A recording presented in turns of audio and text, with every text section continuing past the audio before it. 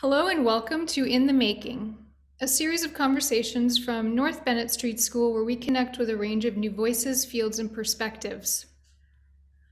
Before we get into our conversation, I want to thank the many supporters that make our programs possible, including the Massachusetts Cultural Council.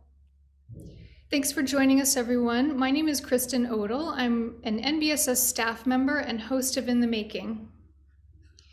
We're overjoyed this afternoon to be with New Orleans-based artist and, in my mind, cultural icon, Demond Melancon. For the last 30 years, he has been an integral participant and leader in the 200-year-old cultural tradition known as Black masking culture of New Orleans. Working 12 hours a day with needle and thread, building by hand magnificent works of art to be worn in ceremonial battles during Mardi Gras, his work has been exhibited globally and is currently on display at the Quinn House here in Boston. Big Chief Demond of the Seminole Hunters, we are so happy to have you here with us today. Greetings.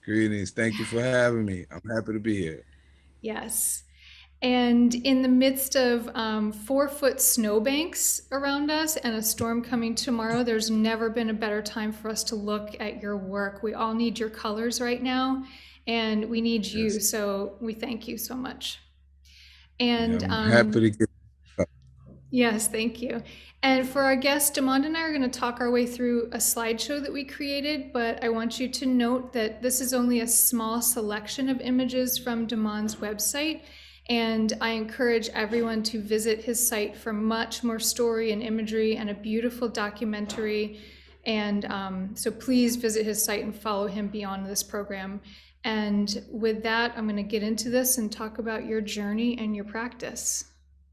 One of my favorite pictures on your website is this of you. If I could say, I think it looks like a kid in early 90s in a nightclub in Paris or something like that. So tell me about it. Yeah, so this is me at I say about 14, 15 years old at our, we call it Indian practice.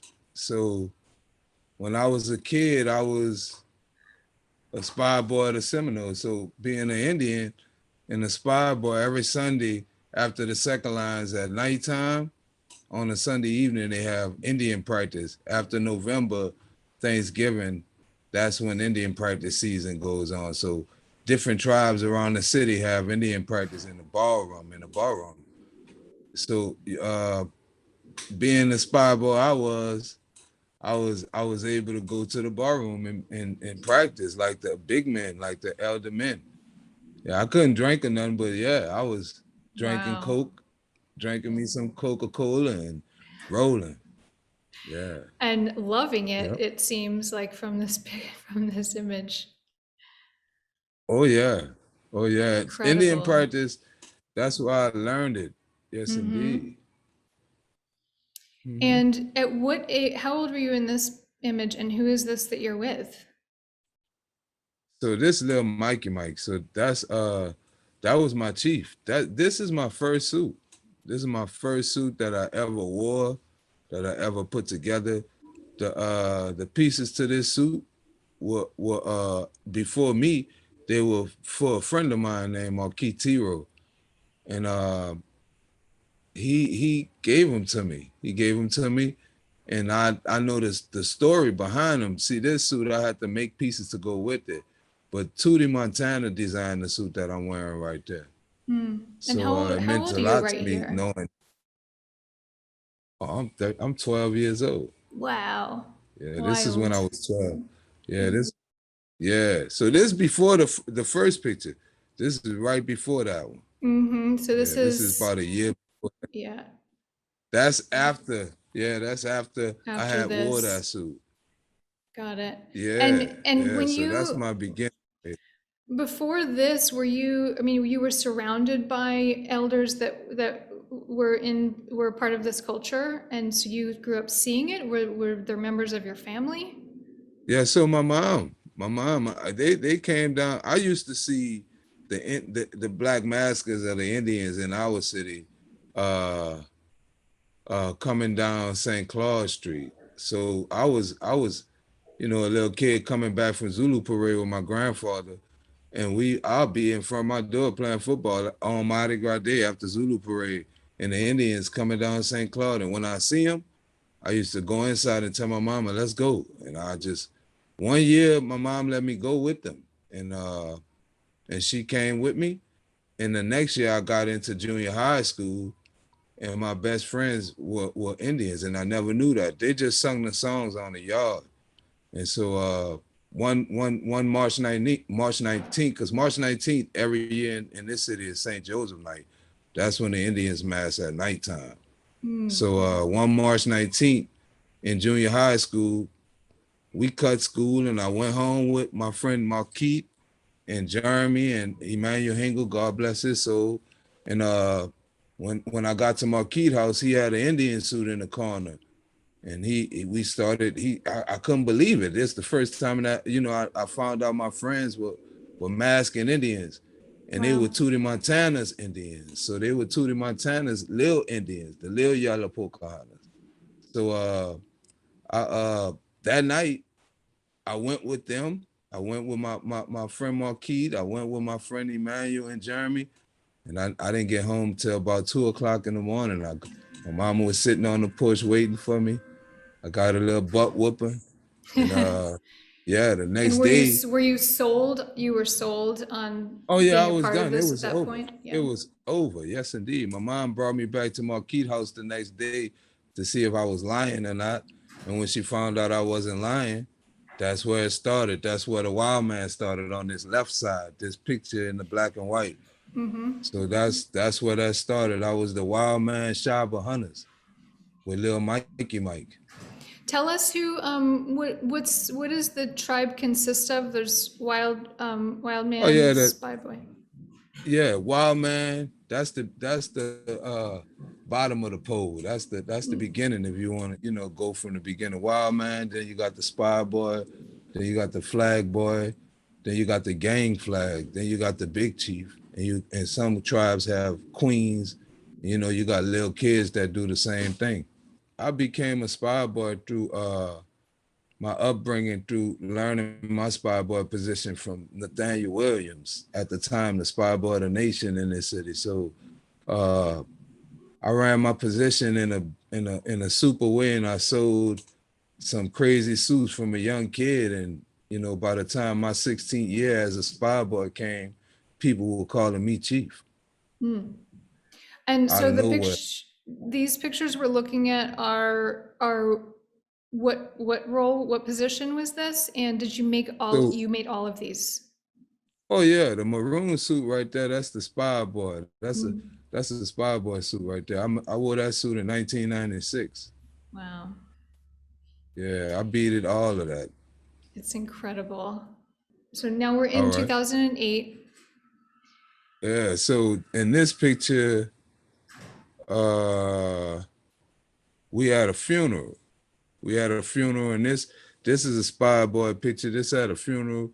So the left, the Indian on the left with the thing around his head, that's my chief, Big Chief Keto Jones. That's the Seminole Big Chief. And in the middle, that was the flag boy Terrell Butler for the Red Hawk Hunters. And he was my next door neighbor at the time. And so we left and we went to a funeral together that day with our suits, celebrating someone that had passed.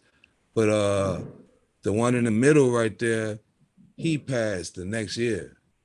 So he got cancer. He was my next door neighbor. He was one of my best friends in the culture for a long, long time since I was a kid. And this picture, it mean a lot to me, you picking this picture, because he must be talking through you, because I Oh, gotta make it. Yeah, so yeah, he nice. was a real big, inspiration in my life, doing what I do, and becoming a liberated person through just studies and learning different things about us and our culture. So yeah, that's what that picture represents. And the person that's on the far left, what it was your chief, and is that who you followed to then become Yeah, chief, so big yeah, chief? that's that. Yeah. So yeah, he was the chief. He was my chief for like going 16 years.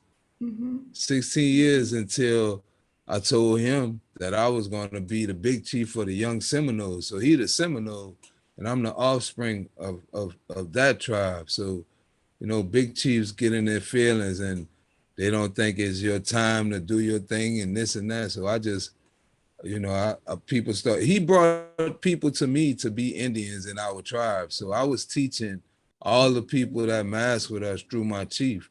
And so that's why my Indians started calling me a chief, Mm. and so that's how I got the inspiration and the blessings. You have to have the blessings from the city and the Mm. blessings from the other tribes and the other big chiefs that come before you. And so me hearing that they had given me the blessings, I came with my tribe. Mm-hmm. You can't say no to that, can you? Nah. No. Tell us about this incredible image. Yeah, so this picture, this is done by one of my good friends, Portia West, Christopher Portia West. And this is across the canal in the lower ninth ward. I know y'all see it just after Katrina. Yeah, so this is on Falstaff Street. Uh, this right after Katrina. I wore this suit in 2008, Mm-hmm. and this is on a Super Sunday day when I put the suit on and just run through the night ward, then go up to the Super Sunday. But yeah, I saw, we saw these houses and I just wanted to shoot in front of them before they, tear them Before down they're and just gone. Yeah. show people. Yeah, they gone now and they changed the street. The street of one way now. You can't even go down that way. So yeah, Mhm. And uh, you were yep, this is my born and neighborhood. raised, yeah, you're born and raised in the Ninth Ward. And how many Yeah, generations of your family have either been from the Ninth Ward or in New Orleans in general? all my life, my generations go back. Shoot, my great grandmother from New Orleans, but they live in Louisiana. They come from Cottonport, Louisiana. But Hmm. all my people come from the Ninth Ward. All my people my mom, my grandma, everybody, my uncles, my aunties, everybody come out the Ninth Ward. And didn't you Hmm. say that they're all gone? You're the only one that stayed behind after Katrina? They've all moved Yeah, elsewhere? Yeah. yeah, yeah. They don't live down here no more. I'm the only one living in the Ninth Ward. Me and my wife. Yeah. So this picture on the left with me on top of the Bank of Souls. So that's in front of Christopher Portia West studio. So he's a good friend of mine. He's still in that studio is still standing. If y'all come to New Orleans, is on what this is Burgundy and Louisa.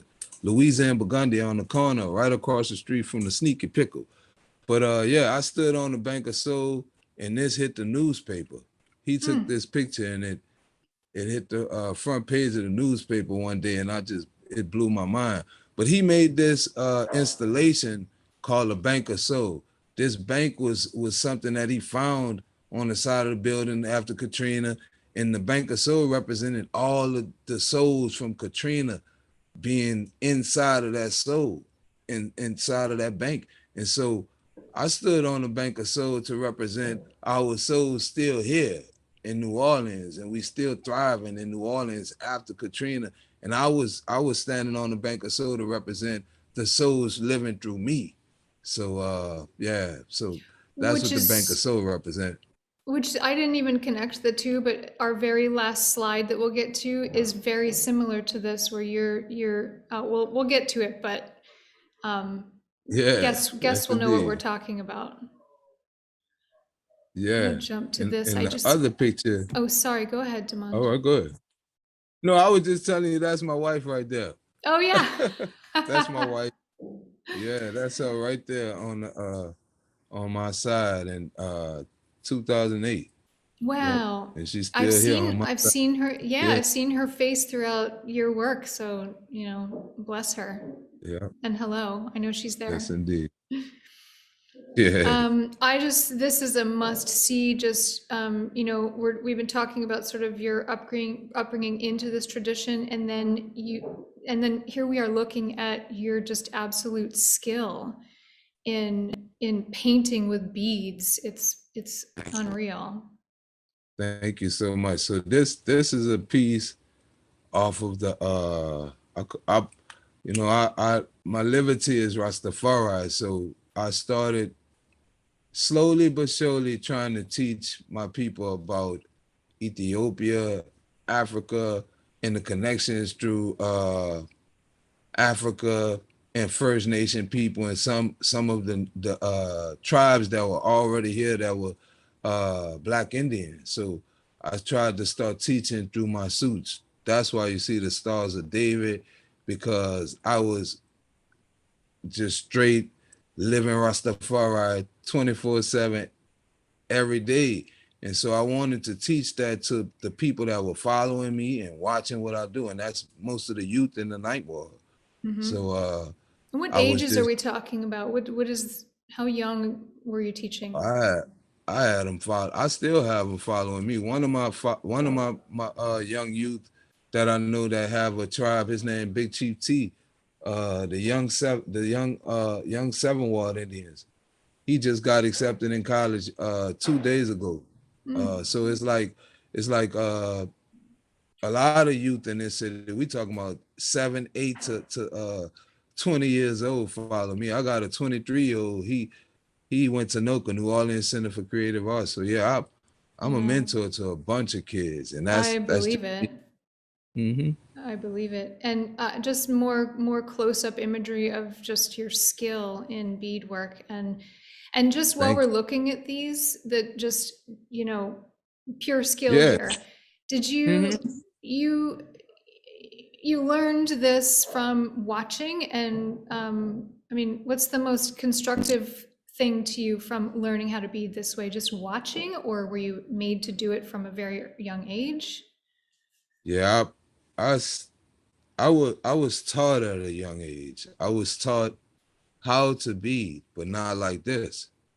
So I from when you challenge with the suits, you know, when you're a spy boy and you challenging with the suits and you challenging and you get to a point where your dance is better than their dance, your skill at meeting each other at a challenge point is better than them.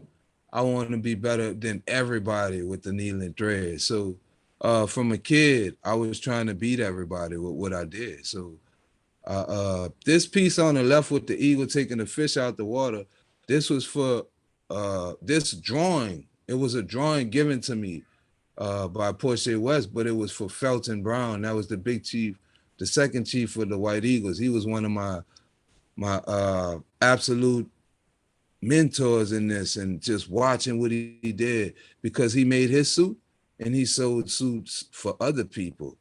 And then on Mardi Gras Day, you'll see him in his suit, and you saw him throughout the year, and you know what he did. And he didn't use a table or a rack. He sewed on his lap. And Wow. so when I got this piece, excuse me, Portia told me I wouldn't finish it. So I So you had beat to it finish crazy. it. Like, yeah, I beat it. And then not only finishing it, I detailed it like crazy and showed him who the next Felton Brown was going to be.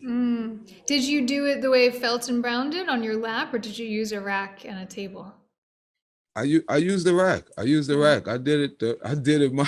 I used the rack, but I think I detailed it a little bit more than what Felton Brown would have did, and I used all size 10 and 11 beads.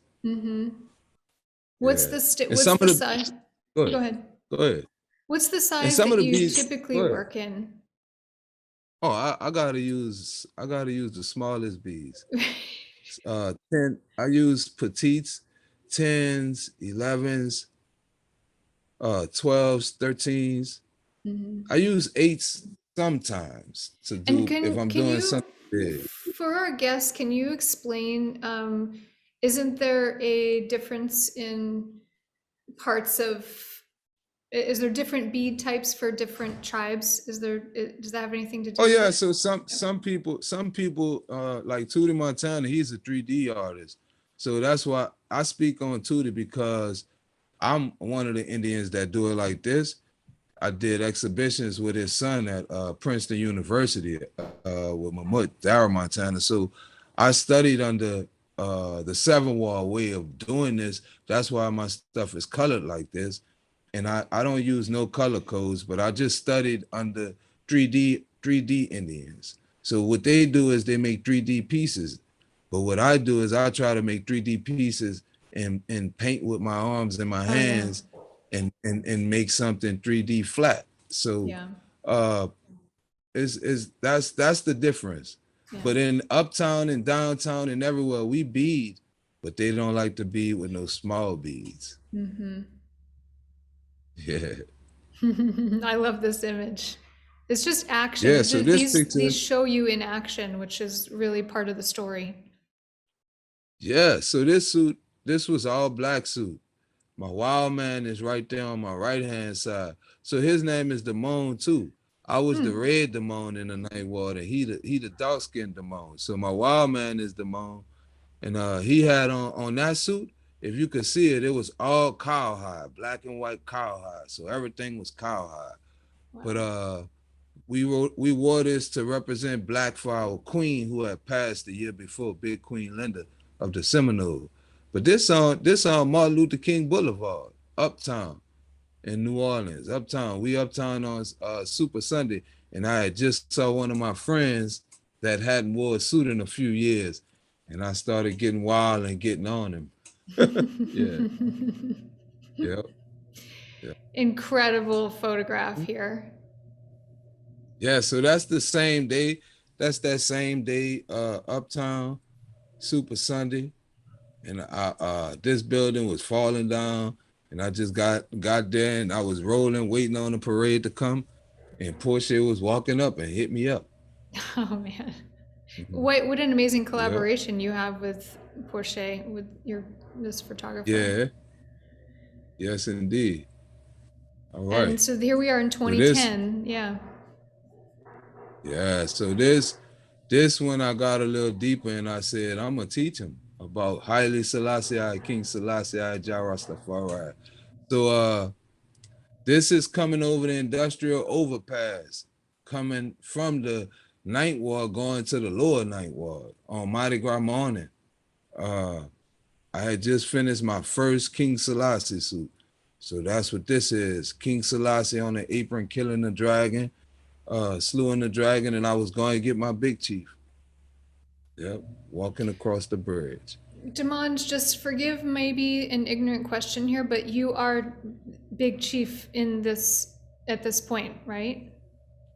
No, Okay. I'm still a spy boy. Okay, yeah, so this is a spy boy. Okay. Okay. You're going to meet your big chief. The thing now about I get it. Yeah, I'm going to get my big chief. So with this one, so that's why I'm trying to show you. Yeah, it looked like a big chief suit. It looked like one, and that's what I was doing while I was a spy boy. Right. So then it got to a point. It got to a point where it's, nah, this ain't no spy boy suit. Mm-hmm. So now it's time to challenge myself and challenge the city. Yeah, this was a breaking point for me in 2010. This was my last spy boy suit. This was it. I just also noticed, I love this image, you're seeing the 200 years plus of this culture with the U-Haul truck behind you, and it just is perfect. Oh yeah, yeah. Yeah, I could, cause once I go over there, once I go get him, we gotta go uptown. See, that's the thing about us. We trying to go uptown. We from downtown, and we trying to go get him. So I'm going to the 7 Ward from right there. So I can't walk that quick. And Mardi Gras is only, a few hours. So I gotta get uptown. Yeah. While I slide to the next slide, can you tell us about Tootie, Montana? One of our Tootie guests, Montana is the chief. Yeah, Tootie Montana is the chief of chiefs in New Orleans. He's the I just did a talk with someone and I let them know. Yeah, it'll never be topped in my eyesight. Yeah, Tootie is the blueprint. So really time and grade and making what you see me with on right here, the undersuit. I got on pants and boots and 2 aprons under that big apron. So it's like uh, you got to be on point to try to go meet Tootie Montana. And it's a difference. And I was able to, at 15 years old, being with Portia West, he brought me to Tootie's house. And I was able to meet Tootie Montana and see all 52 suits before he made all his, before he passed away. I saw all of his suits in his house. And we Wow. talking about suits from before I was born. So yeah. My Wow. uncle had a reggae shop right down the street from Tootie's house. So I was always in Tootie Montana face. But Tootie to this day is still my inspiration. I have 1,000,001 pictures of his stuff in my phone and in my computer from Porsche. So I'm able to study Tootie forever. And I give thanks for him doing what he did for me to be where I am today because I paid attention. And Tootie died on the battlefield for us. We were put off the streets a few years back. The police put us on the sidewalk St. Joseph night, and the council, the Mardi Gras Indian Council, got Tootie Montana to go in front of the city council, and Tootie let them know that they had did the same thing that they were doing him in the 40s and the 50s, wearing these suits. And before he finished his argument, he died at City Hall. Just died. Yeah. My So goodness. and so that's one of the reasons why I do what I do. Wow. That's it. Got to be the main reason, because I don't never forget. And I don't never forget what he died for.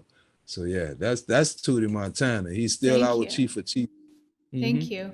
I want to make note that you just referenced to all of the undergarment that you are also beading. So you see the mask, but there's so much more that you don't see that's buried, and it's still the same meticulous work. Oh yeah. When I have the big apron on, I want one of my people to flip it and show the under too, so I could beat them. Yeah. So I try to go crazy. Yeah. So right here, this is 2011, and this is when it started. So this year, my chief heard the whispers, and so he gave me a position. He changed my position. He didn't mask this year, and he changed my position to second chief Seminole. Which So is this it year is done? when I Did he change that just for yeah you? yeah Wow. yeah it's done. Oh. You can be a second chief, but people don't want to be no second chief. Yeah, Nobody they want to want be to be the second chief. chief. Yeah. Want to be the big chief. So I took it with stride, but in being the second chief, he brought, like I said, he was bringing Indians to learn from me right there in that house where I'm standing in front on Lesseps Street in the Ninth Ward. And I loved them, and I love teaching, and I still do. And to this day, my spy boys are with me, and my wild man is with me. And we formed a brotherhood and a tribe called Young Seminole Hunters. And right here, I wore this white suit, and it was the dream of Haile Selassie. That's what the suit represented. So yeah, I just I changed it up after this though. Go ahead. Yeah. One of the reasons why this image is in the slideshow is because of the little girl behind you. It just speaks Oh to yeah. how much information you're passing on generationally. I love it. Oh yeah, that's my neighbors, and so they, she was in my house when I was making it. I let them inside. I make plow rings and stuff like that, and whatever I cook, I was giving her. So that's why she was right there like, what? That's him. So yeah, my neighbors are. That's how I am. That's my family. So they I got it. love that. When they see it, they go crazy. Mm-hmm. This is the same suit, right? Yeah, that's the same white suit. Yep, same suit. So yeah, I was teaching the story about Tanzania at the bottom of the apron. That's the Shaka Zulu for Simbas. And all those beads are tiny size 10s and 11s. You can tell, even in this image from afar, you can tell they're tiny beads. Also, the colorways on the apron on the left image, just absolutely Yeah. gorgeous. Thank you so much. Thank I you so much. also, this is an important image to show too, that this, for our guests, if it's not clear enough, this is the ultimate hand skill. And there it is, evident right there. Yeah, so those rhinestones that you see in that are made in that white suit with the big designs, what you see is how you do it. You put one rhinestone on at a time, and you make designs out of them if you're good. And so, yeah, it's a strenuous task, but like I said, I love it, and I never stop doing it. But yeah, that's how we do it. You put like So, beads, you put one on at a time. so just to clarify that with rhinestones, you put one in at a time, but when you're doing micro beads, can you put multiples on a needle at once? Yeah, I Yeah. put a bunch of So that's how the rhinestone is too. I have a lot on the string. So I Okay. have a multiple on the string like I do with the beads the same way. And so I use two needles when I'm rhinestoning. I use one to put all the rhinestones on, and I use the other one to come around like a lock stitch. So it's coming around in between every rhinestone. Yep. So they won't go anywhere. Yep. So 2013. so this the big baby. This is your Yeah, first big, this is so you first big see, chief? yeah, this is my first big chief suit. I can So tell. I sat out. Yeah, yeah. I sat out in 2012, and I uh I did a lot of homework. That's what we call it. I did a lot of homework. I studied a lot about Black Seminole, and uh I studied a lot about Louisiana and the Indian tribes that settled in Louisiana. Because I had migrated with my grandmother up to Marksville and Mansour, where she come from, when she was a little girl, and I found out about the Paris and the Tunica Indian tribe in Marksville, Black Indian tribes. So all of those are marked in that Louisiana at the bottom on that apron. So uh, that piece was me showing the city how it's going to be done from then on. So the apron on this piece is all beads, no rhinestones. Rhinestones on the outside. So it's about a 52-inch piece, top to bottom. And it's the biggest apron, the widest apron, or the smallest beads ever beaded in this city. So, and I've been doing that ever since that 2013 suit. And yeah. So when you do It's these suits, when you unreal. do this like this, you got to beat it. So I had to beat this suit once I did it. Oh, right. That was going to be my next question is you're Mhm. coming out in a way and you want to just, make your stand, but then Yeah. yeah, you have to up this every year for how long? I mean, for how many Oh years? yeah, forever. And long as you living, long as you Yeah. living. See, this suit set a standard because my chief helped me put this suit on, but I built it. And so when he came to my house, he had never saw what I was sewing the whole year. That's the thing about our culture. I Even that green, my last spy boy suit, I didn't show him nothing. I don't show people my stuff that's in the culture, even if you in my tribe, because I want you to be doing what you're supposed to be doing too, with the beadwork and with the making of the suits and the evolving of the culture. So I hide my stuff from my tribe and my chief. And so when he saw this, it was the night before Mardi Gras. And when he came to my house, he just lost his mind. And I needed help. I needed his help. I needed help to finish, to get on the street, to put stuff together. And that I was no question. They was trying to push me out there with this on once they saw what I had. Because I was blown out once I finished it and Mardi Gras was here. The night before we had the Skull and Bones came to my house with this suit at about 1:30 in the morning with about 400 skull and bones in the middle of the streets. It's crazy, Mardi Gras, Wow. Lundi Gras in New Orleans. Yes, indeed. So Especially if you you, like me and you know all the people. yeah, I'm sure. So you'll work straight through the night up until the minute you're supposed to be out on the street Oh in the yeah. suit. Yeah. Oh yeah. I don't like shoot. That's how I lost my job. I lost jobs like that. I missed weeks of work to finish this suit because I didn't put when I was working, I just put everything into it. So I put all my money into it and I put all my soul into it. And so you're not even stopping me.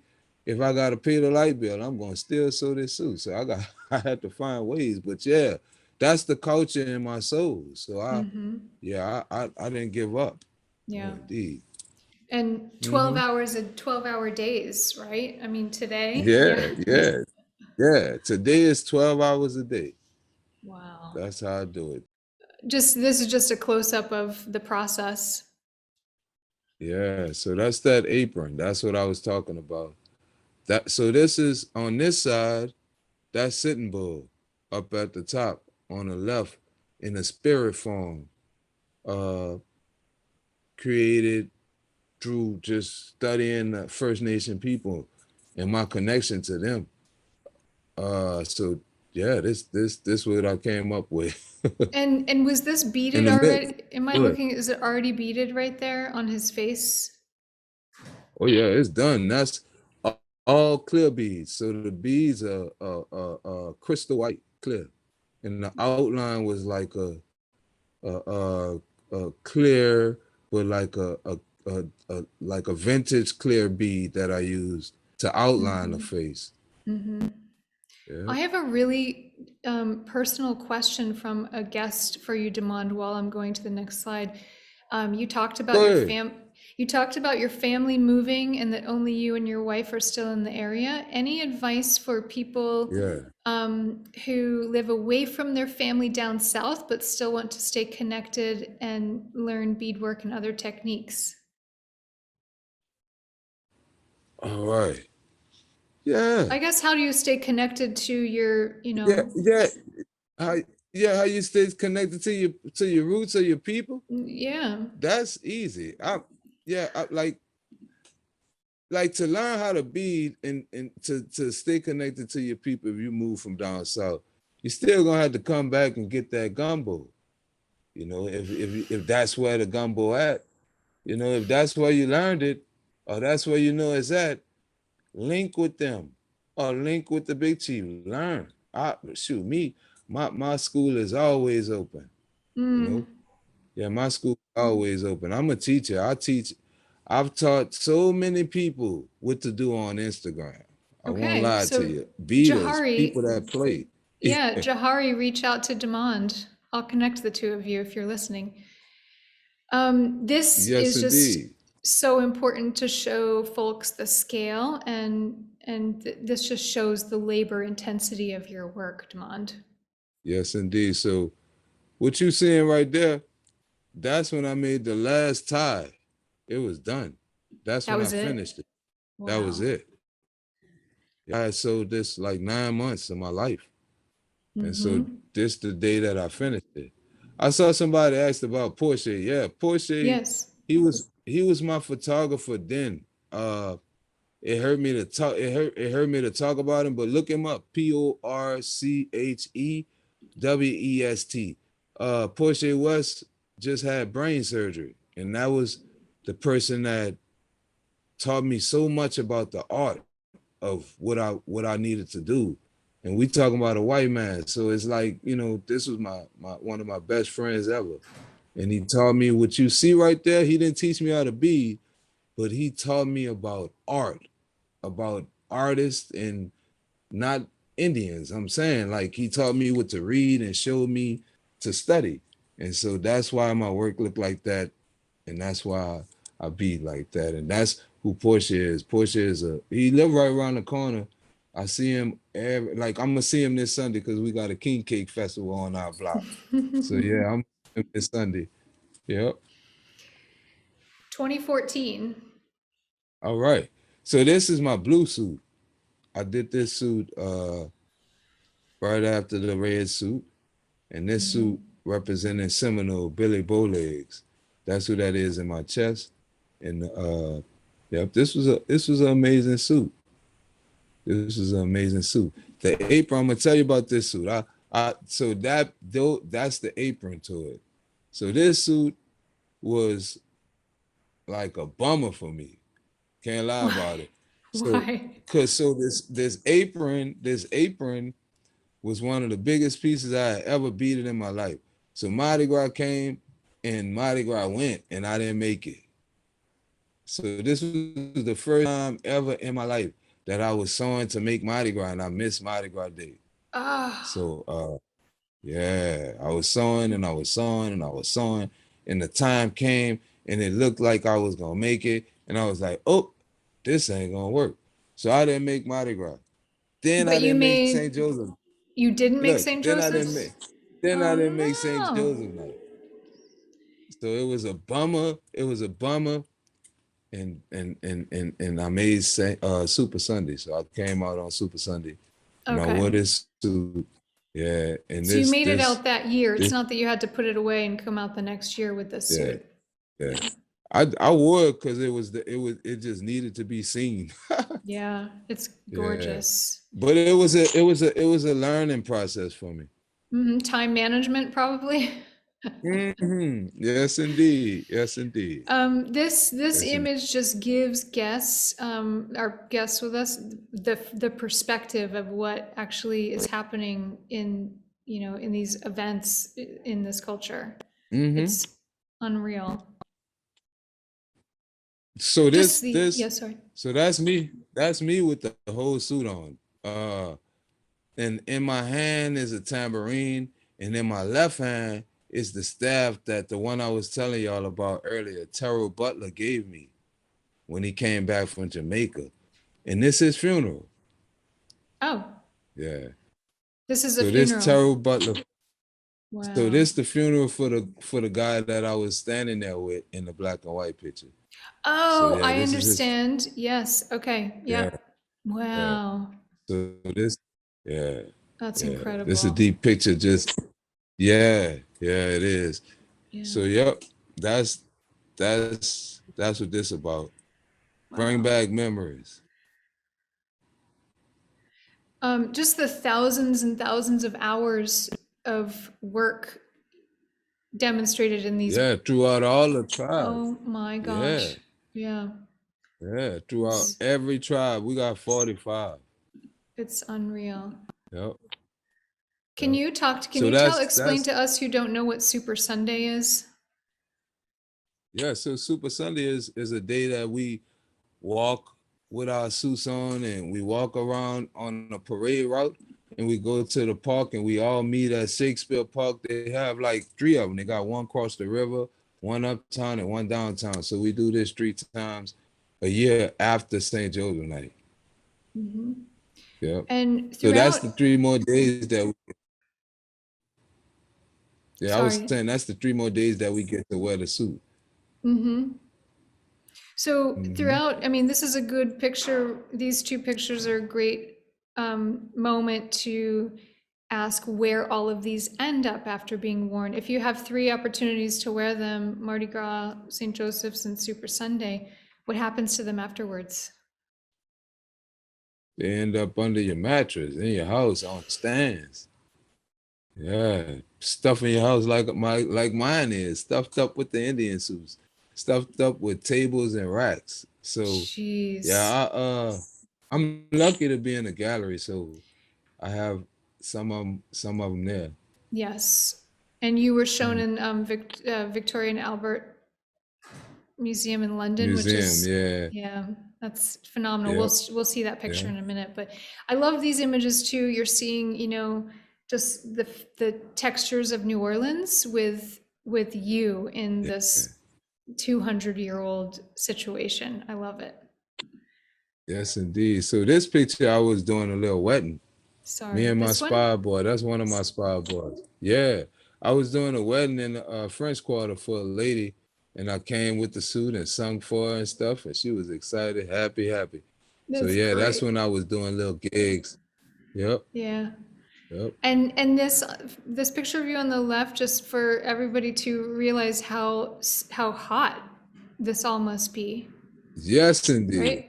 Yes, indeed. So yeah, it was burning up that day. I took it off. I was like, oh my God, Yeah. burning up hot. So I had to, yeah, yeah. We never get to So see the yeah, I have back it of on in these the, too. I mean, the back side of this is yeah. gorgeous. Thank you so much. So that's walking right in front of St. Louis Cathedral in the French Quarter. Mm-hmm. Demond, what would you be doing if you weren't doing this? If I wasn't, oh Lord, I don't know, because I've been doing this all my life. Like I probably would be cooking, I Mm-hmm. used to pour concrete, or like I like to read, so I know I would have did some, into school. Mm-hmm. Well, I know I would have kept going to school. did you think of yourself as an artist when you were a young person? I mean, did you see this being, you saw masking being part of your life, but being an artist, did you see that as being part of your life? No. Never, never, not one time. I we weren't told about artists. We weren't taught about art. Not in no school. We weren't Mm-hmm. taught about it coming up. We weren't my mom and my grandma and them, none of them, my uncle, nobody taught me about artists except for Portia. Mm-hmm. Portia taught me about Did your family members work with their hands at all? Did you grow up watching someone sew or build in your life? my great grandmother worked with her hands a lot. She she cleaned houses. So when she came home, she did a lot of stuff in the house, and she was a real meticulous lady. So yeah, my great grandmother, but that's about it. Yeah. That's all I saw. Mm-hmm. So 2016, this is the suit that was on exhibition in London in 2019. Is that accurate? Yeah. Yeah. Yeah, you're right. Yep. So yeah, this suit is so the left picture is me doing a walkthrough at the Jazz Fest. Yeah, Mm. that's a walkthrough. So every year we do a walkthrough at the Jazz Fest. But this year my suit's gonna be on the pavilion, in the pavilion on the stand. I'll tell you about it. But yeah, this is the Baracupay suit. This suit is about a one-armed bandit that wouldn't be sold at Congo Square. And they wrote a book about him and everything. So yeah, this suit here is serious. It's still Yes. right now it's at Arthur Roger Gallery. So it's about uh, a slave. Hmm. And so Very that piece on the serious. right, on the left, that's the slaves, that's the faces, and it's the broken chains breaking the chains of bondage. Uh the middle piece under that is Baracupay dancing with his queen. But yeah, that's just the different faces that were on the ships coming on through the passage. And that's the ship on the left hand side, on the right hand side, in that picture with Baracupay. So the person that came to me, that showed me in 2009 about George Washington Cable, was no other than Portia West. So he was like, man, I got these papers and I need you to sit down and I'm gonna read them to you. We're gonna drink this coffee, and I need you to understand who this person is. This is why I think, because we always had these debates about where does the culture start and where it come from. So Portia told me, I got the books, I got the what you need. I need to read. You need to read this.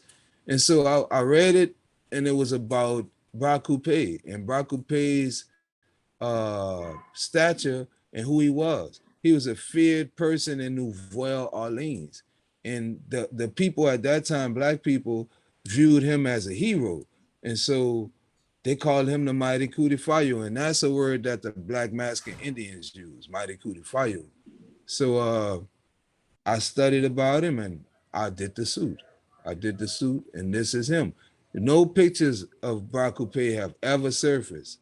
So we don't know how he looked, but that's how Baracupay looked. So this is the book, this is the book cover for the book that Brian Wagner of UC Berkeley wrote about Baracupay. It's a book you can get and read about Baracupay. And this book is telling you how Baracupay started jazz. So Mm. it's an important read. It's a serious read. The suit was put on display at the Victoria and Albert Museum in London in 2019. Yeah. And tell me if I'm wrong, Demond, but was that a transformative moment in this culture of Black masking, just to have something like this on display? I'm sure it was in your life. I mean, Yeah, it's yeah. It was a game changer. yeah. It was a game changer for people to see what we do down here. Because uh, some people don't know about couture and what people do in Paris and different places. And we do the same thing with racks, and the same way we sew all day, they do the same thing. And so with it being able to be seen by different, people in London and people to see what we do down here, it can break down barriers for the youth that come behind me, to be able to understand what it is that we do in an art form. Mm-hmm. So I look at the suits now, and what I teach is I look at them as wearable art pieces and sculptured artworks. I mean, this piece right here is a game changer in itself. Just as a work of art, it's stunning. Can you speak about your mentoring, since you just touched on it? Tell us about it. Yeah. So yeah, I'm still teaching every day. I'm teaching and I'm still learning in my artistry with what I do with the art with the beads. But yeah, I got young Indians with me. My spy boys got babies. My son, he's 19, and I got a daughter. She's 16. So mine are getting big, but we got little bitty kids in our tribe. So yeah, I got about 4 or 5 of them. Yeah, I got about 4 or 5 of So them that I'm teaching. are your own kids in sewing? Are they beading? Oh, no, No? they don't like it. They Oh, don't like geez. that. Do you Indeed, think they no. will at a certain point? Will I they? hope. I, I wish they would. Yeah. Yeah, but nah, they don't like the soap. Yeah. Uh-uh. So here we are in 2018. Just the color shift right away from the last suit is, something happened. Yeah. So I I did a little bit of research right here. I started beading a little bit more, and I got some good teaching from Daryl Montana about the crown and how to build my crown different, because I had did the exhibition with him, and I learned some things from him, and this what came out of it. I beaded this Haile Selassie suit. This suit has a 3D church going dug down, the Church of Lalibela in Ethiopia. So this beaded piece at the bottom, I started teaching, showing people how we can bead 3D with different, pictures. Mm-hmm. Yeah. I also see the change in And material so around the pieces along your face. You wrapped them with, I don't know what that fabric is called, but you so wrapped what it. what you see is I started fluffing it more. I Oh yeah, had a that's little true. bit It's more fluff. money to. Yeah. Yeah. Yeah. So instead of one ruffle, I started being able to double it, like I was taught by the elders back in the days. You show off. It's a show off. If you got a double ruffle, you spent double the money. So that's. I'm just saying that's the thing in New Orleans with the Indians, with the big chiefs. They watch that. Like you saw it, like you caught it. That's what they watch. And that's what I'm trying to show when I'm asked. When they look at you, you can hear the whispers. Boy, that boy got on double ruffles. He ain't playing. So that's how I started, that's the big chief way with me. I like to wear double ruffles and show it how it's supposed to look thick. And that's what I was taught in a lot of the masking Indians and big chiefs right now. They didn't know that because the elders that they learned it from weren't doing that. So Mm-hmm. it's different for me. Yeah. That's why you see Um, that though. I got enough I got enough material and I was able to do it. yes. A question from a guest. How many members of the community are involved in this craft? And is there we know a local gallery where you're represented, Arthur Roger Gallery, but is there a local museum that's Mhm. showing these masks? Backstreet Museum. You Mm. know, they lost their building. They lost their building through Ida. but they're about to have a pop-up. Please look them up on Instagram, Backstreet Museum. Backstreet Right now, Museum.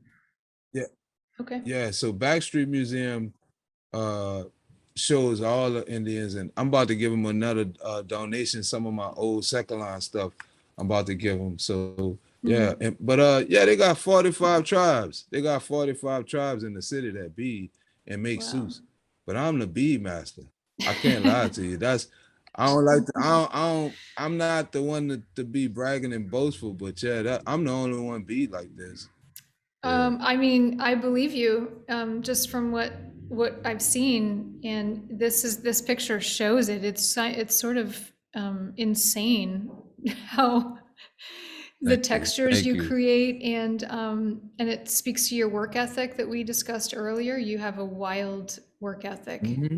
This piece, I was living down in Chalmette, somewhere where culture don't live, and so I was working to get out of Chalmette, make sure we can live in New Orleans, back in our neighborhood. So yeah, this was a deep piece for me because it sold at Sotheby's. I don't like talking about it too much. I put it in an auction and it sold at Sotheby's not long ago, and I set the market. I set a nice market price for what we should be paid for our work. So yeah. 2020. Yeah, this is Mardi Gras Day 2020, and this the day I wore it, and then COVID hit, and I ain't wear this suit since. So, But we'll see so this shortly is what the you did with first, it. yeah, this is the first big crazy suit I ever did with a big stupid crown like that. I learned how to make the crown better. This is the recent way that I'm making suits now. This is how I make suits now, and just the feathers on this suit cost $5,000. I So can tell.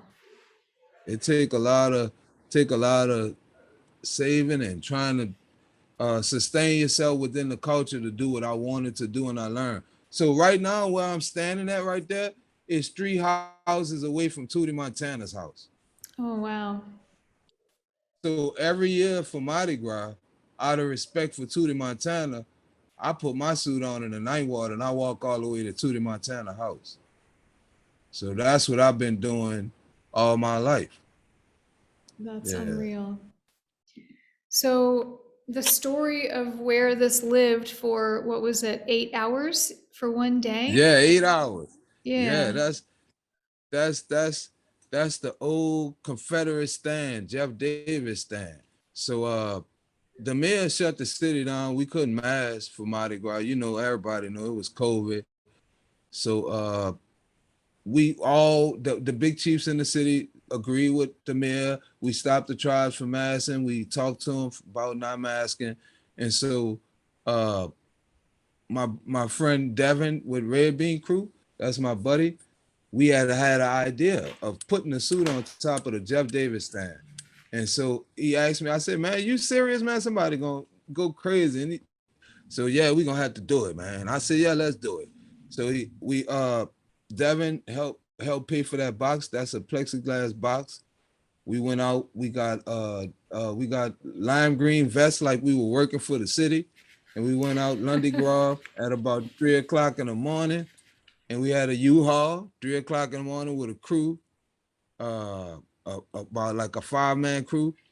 And we put that sucker up there. It's beautiful. And it's titled The People Are King this year. Yeah, that's what that was. The people are king.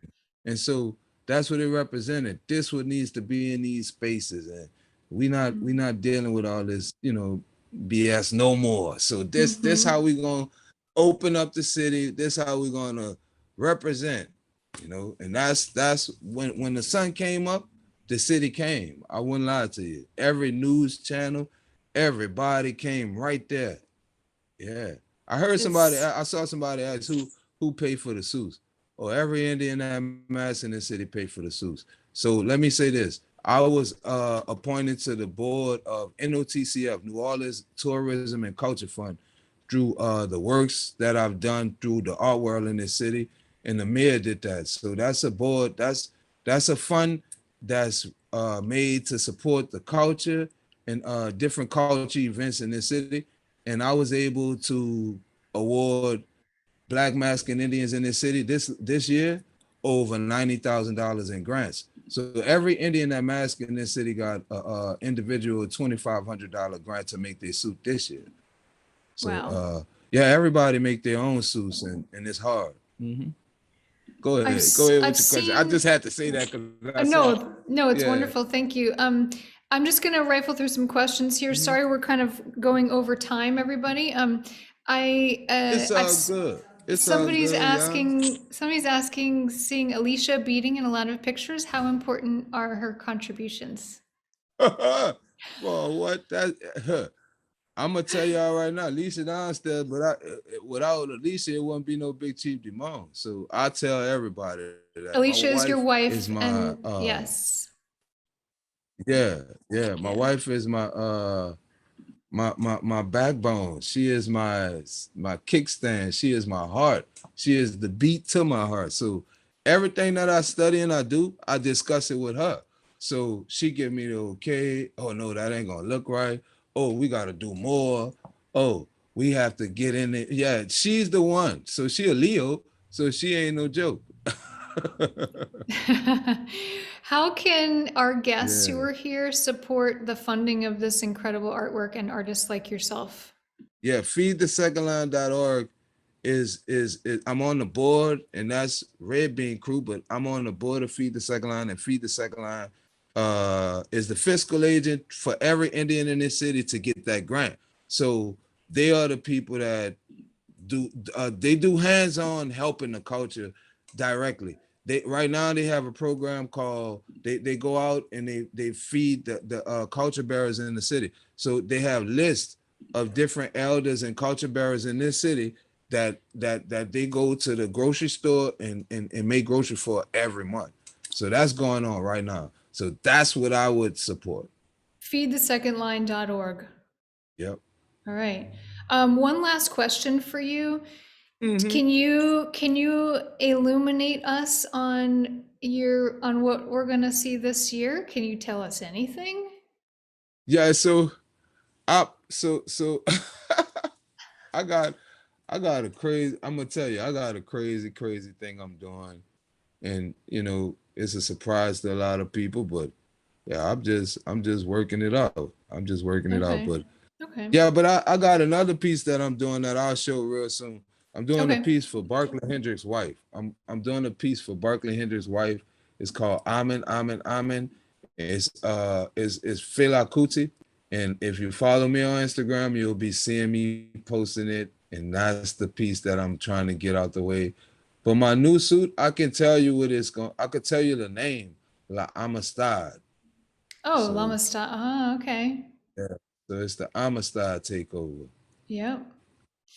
And so I One. won't tell you. I have Sink Bay bringing the ship back to Africa. Wow. Yeah. One last personal question. Not person. It's just for my own question, not personal question. But Yeah. um, All good. if you have to, re-up every year, what's your mask looking like in 10 years? I'm trying to Yeah. imagine like So, how yeah. glorious So this is so going to be. so in ten years, watch this. I just talked about that with Alicia. I just talked about that with Alicia. So that means I got to get out of here first. I won't lie to you. I got to get out. I live in my studio, so I don't have any room. My suit, that suit right there on the stand, is in the corner of the left side of my kitchen. so, so, so, and it's staying beautiful. It's still like it's brand new. So it's like I need to use this space just for the studio, and I need to get a home. So, and whenever that's gonna happen real soon. So yeah, my suits would be like I say it like this: I'm gonna be making the Superdome in 10 years. Yes. Yeah, I'll be making the suit big as the Superdome, New Yeah, Orleans Superdome, I in bet. 10 years. That's what I'm trying to do. That's amazing. Well, I'm gonna Yeah. I'm going to end us there, and please follow Demond's work through his website. It's gorgeous, and watch the documentary. It's incredible. And I want to give special thanks to my dear friend Lucy Rosenberg of Kate Chertavian Fine Art and Arthur Roger of Arthur Roger Gallery for connecting us all here, for connecting Demond and I and our community and your community. Yes, indeed. And 1,000% thank you to you, Demond. You're always welcome here. Thank you. Thank you for having me. Thank you so much. Yeah, and thank you to our guests, and we'll see you at the next In the Making.